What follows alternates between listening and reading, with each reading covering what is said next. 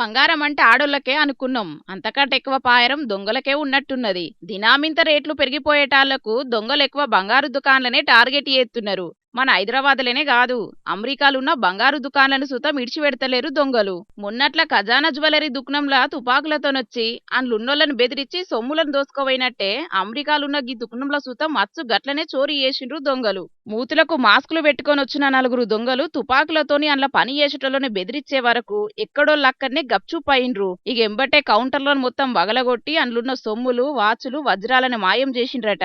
తెచ్చుకున్న సంచులను మొత్తం సొమ్ములతోని నింపుకుపోయిండ్రు. మళ్ళీదేదో అద్దుమరాత్రి సుతం కాదు, పట్టపగలే చేసిండ్రట. కన్ను మూసి తెరిచేంతల్నే దుకాణంలో సొమ్ములు మొత్తం మాయం చేసిండ్రట. మొత్తం 17,000 కోట్ల విలువైన సొమ్ములను దోసుకుపోయిండ్రట. ఇక ఇదంతా ఆడున్న సీసీ కెమెరాల రికార్డ్ అయ్యే వరకు ముచ్చట బయటపడ్డది.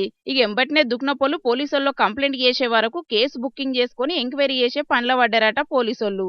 మరి ట్రంప్ కాక వెంచిన అడ్డగోలు పనులతోనే కావచ్చు బంగారం రేట్లు మండిపోతున్నాయి. దొంగలెక్కువ దోపిడికి తయారైతున్నారు.